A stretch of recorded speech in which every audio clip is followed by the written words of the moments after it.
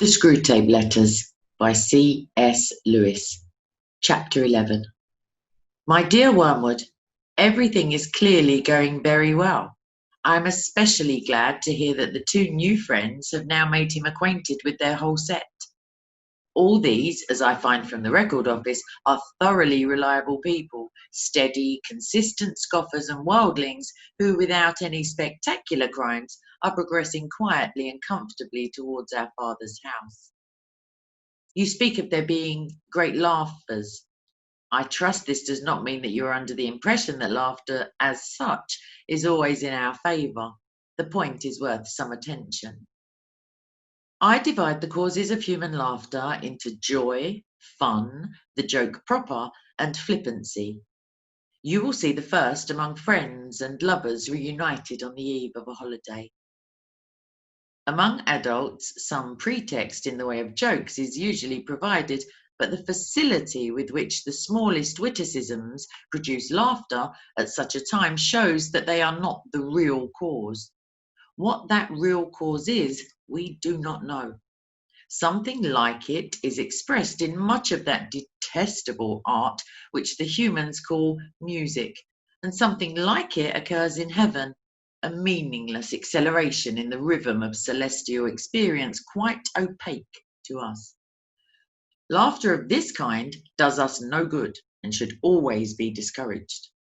Besides, the phenomenon is of itself disgusting and a direct insult to the realism, dignity, and austerity of hell. Fun is closely related to joy, a sort of emotional froth arising from the play instinct. It is very little use to us. It can sometimes be used, of course, to divert humans from something else which the enemy would like them to be feeling or doing, but in itself it has wholly undesirable tendencies. It promotes charity, courage, contentment, and many other evils. The joke proper, which turns on sudden perception of incongruity, is a much more promising field. I am not thinking primarily of indecent or bawdy humour, which, though much relied upon by second-rate tempters, is often disappointing in its results. The truth is that humans are pretty clearly divided on this matter into two classes. There are some to whom no passion is as serious as lust, and for whom an indecent story ceases to produce lasciviousness precisely in so far as it becomes funny. There are others in whom laughter and lust are excited at the same moment and by the same things. The first sort joke about sex because it gives rise to many incongruities. The second cultivate incongruities because they afford a pretext for talking about sex. If your man is of the first type, bawdy humour will not help you. I shall never forget the hours which I wasted, hours to me of unbearable tedium, with one of my early patients in bars and smoking rooms before I learned this rule. Find out which group the patient belongs to and see that he does not find out.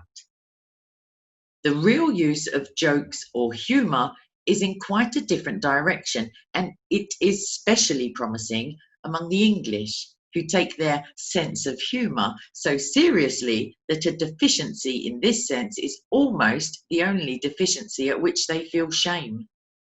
Humour is for them the all-consoling and, mark this, the all-excusing grace of life. Hence it is invaluable as a means of destroying shame. If a man simply lets others pay for him, he is mean.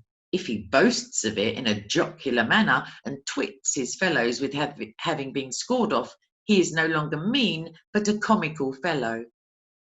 Mere cowardice is shameful. Cowardice boasted of with humorous exaggerations and grotesque gestures can be passed off as funny. Cruelty is shameful unless the cruel man can represent it as a practical joke. 1,000 bawdy or even blasphemous jokes do not help towards a man's damnation so much as his discovery that almost anything he wants to do can be done, not only without the disapproval, but with the admiration of his fellows, if only it can get itself treated as a joke. And this temptation can be almost entirely hidden from your patient by that English seriousness about humour.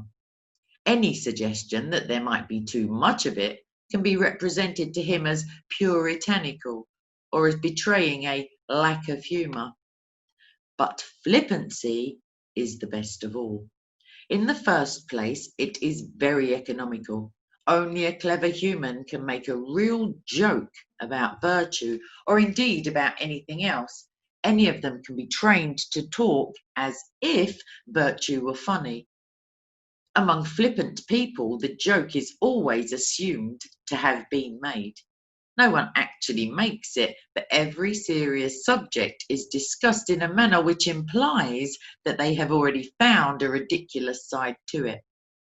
If prolonged, the habit of flippancy builds up around a man the finest armour plating against the enemy that I know of, and it is quite free from the dangers inherent in the other sources of laughter. It is 1,000 miles away from joy. It deadens instead of sharpening the intellect, and it excites no affection between those who practice it. Your affectionate uncle, Screwtape.